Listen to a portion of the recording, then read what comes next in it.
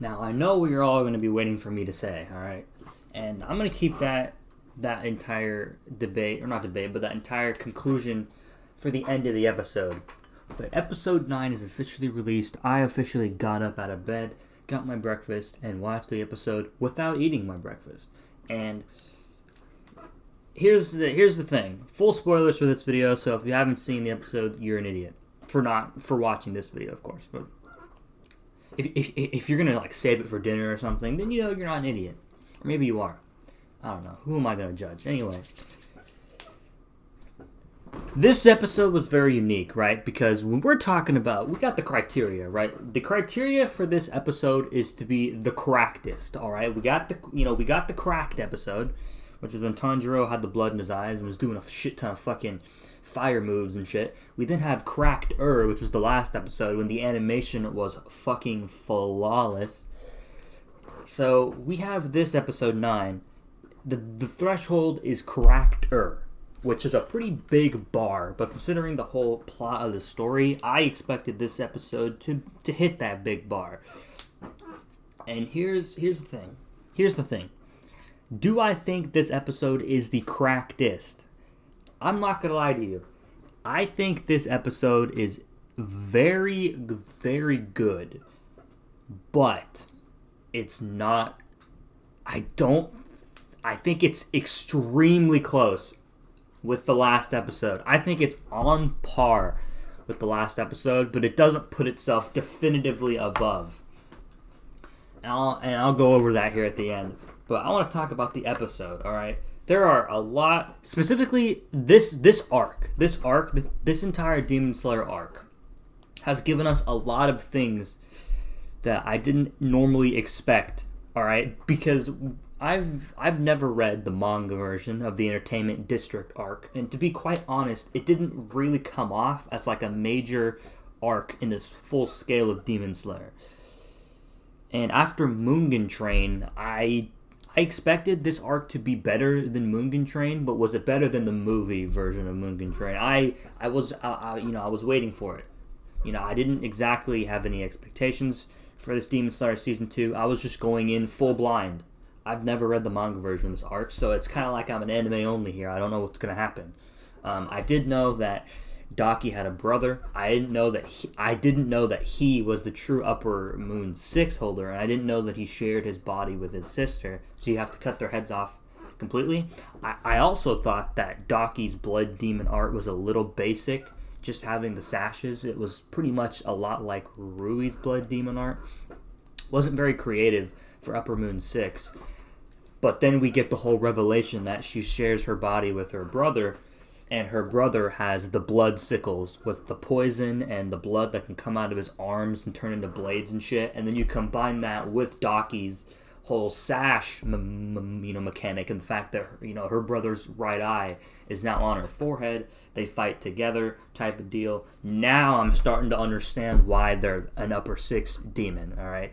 So this arc has evolved into an absolutely pretty astounding full circle of the arc so far. I believe there was going to be 11 episodes of the Entertainment District arc, and this is episode 9. So we have episodes 10 and 11 going on, and to be quite honest, Demon Slayer's the fight between Tanjiro and Rui was 2 episodes. And in Mugen Train, you had, I believe, Rengoku versus Akaza was 2 episodes as well. But this, Tanjiro versus Daki, was an episode or 2. You had that really good episode with Tanjiro and Daki. But the full fight between Tanjiro, Inosuke, Zenitsu, and Tengen versus Daki and Gyotaro, that's been almost 3 full episodes. And to be quite honest, it completely justifies being 3 to 4 episodes, because the first episode you had, the fight didn't kick off until around halfway through. You had a little bit of a fight at the beginning when Daki calls out her brother, but then you have a little bit of talking midway, and then you have that second half of that episode that is completely just so good. And then you have a last episode, which is even better with the animation as well. And you had a secondary fight of Zenitsu and Inosuke versus Daki. Alright, I didn't expect anything to become of that fight. I expected Daki to be kind of a bitch, in comparison to her brother, of course. But I know this is taking a long time to explain, but I'm getting to this episode. This episode specifically finally sets up, and it gives us a character moment that I don't think we've really quite seen. Because, so, first off, we kick out this episode with... Dude, Gyotaro is a beast, dude. I swear to God, this guy's a fucking animal. Alright? He is his fucking sickles, his blood, demon art, whatever the fuck it is. I don't even know the specifics of it. And, like, his fucking speed. He just appears behind whatever her name is, one of Tengen's wives, and is just full on preparing to kill her. And I really like the character moment when Tanjiro understands that Gyutaro views him as weak, and if he can make a move that he wouldn't expect, he can save Tengen's wife. And Tanjiro tries to use the Hinokami Kagura, and it doesn't work, because at this point he's having a rough time. He's got blood in his eyes, he doesn't have any stamina in his legs, and the only reason he's holding his sword with his right hand is because it's tied to the fucking sword. So he is really looking beat up. And then we get the moment when he uses water breathing combined with Hinokami Kagura. I never knew he could do that. He kind of mixes it up and does his own thing. And that's what ends up saving Tengen's wife. So we get a cool little moment of how Gyutaro doesn't quite he underestimated Tanjiro. And that's always cool to see the villain do that. So then you get a cool little moment when the villain's like, what? You know, you remember in Wii Sports Baseball when they miss a catch and they have an exclamation point above their head? All right, that's the moment we got, all right? A moment of confusion. And then the cool part is Tanjiro then has to save Tengen's wife, and unfortunately he has to leave Tengen 1v1 with Gyutaro. And that is where this episode, kind of the main plot of this episode, kicks into gear, because with Tengen having to take on Gyutaro by himself, which by the way is not a fair matchup, you then have Tanjiro, Inosuke, and Zenitsu versus Daki, alright? And this was something I wasn't expecting, because Zenitsu has a full-on fucking plan. This dude has a full-on battle plan with Inosuke and Tanjiro, and he's not even fucking awake. It's like, this dude's brain capacity in REM sleep is unbelievable. But we get this really cool moment of Inosuke doing the boar charge from Hinokami Chronicles. No, sorry, is it called Hinokami Chronicles? Yes, the Hinokami Chronicles. That's what it's called. I have the game open on my desktop. Or not the game open, but the icon on my desktop. And he charges towards Daki on the roof, and then we get, every time she tries to slash at Inosuke, you have Zenitsu and Tanjiro come in and deflect the slashes. And it's so fucking sick when we get him running and we just see both of them coming in.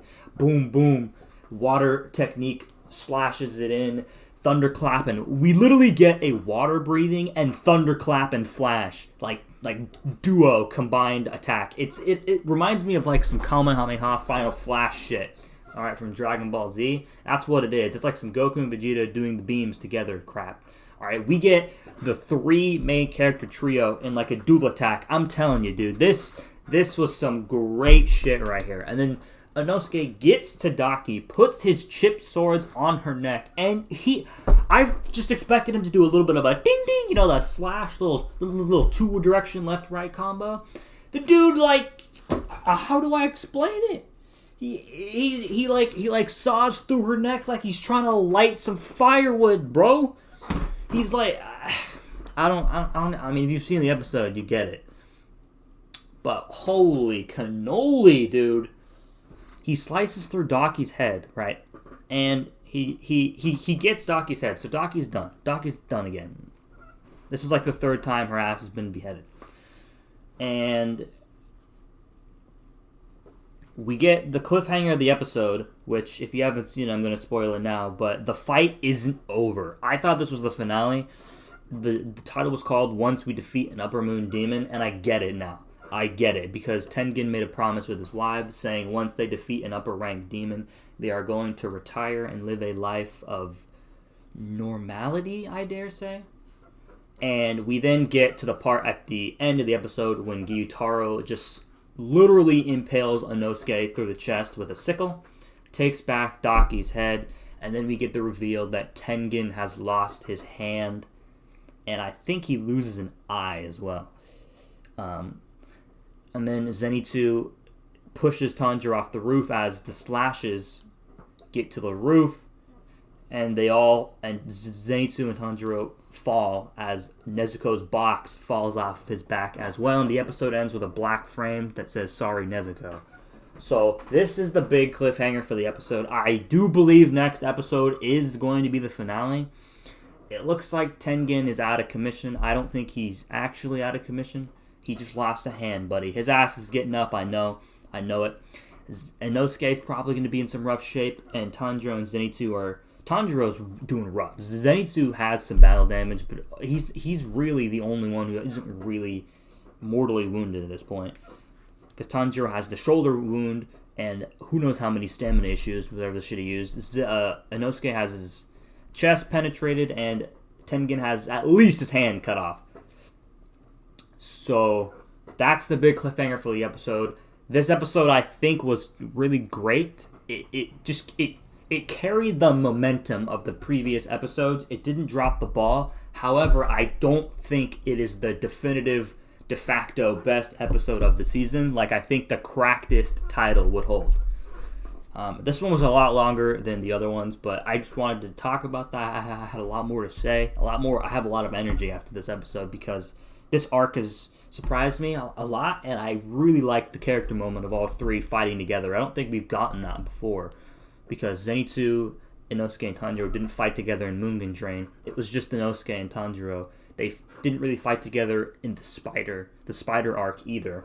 It was once again Inosuke and Tanjiro. So it's cool to see here them all three fighting together to defeat Upper Moon 6 Daki, even though she's only half of the position, probably 1/4 to be honest. Because Gyutaro looks like he's a fucking beast.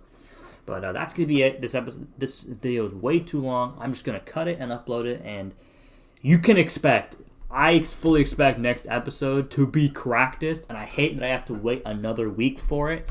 But don't worry about it. I got some playoff football to watch today if I really want. A little bit of basketball games in there. I'll find some time. Or I'll find a way to pass the time, sorry.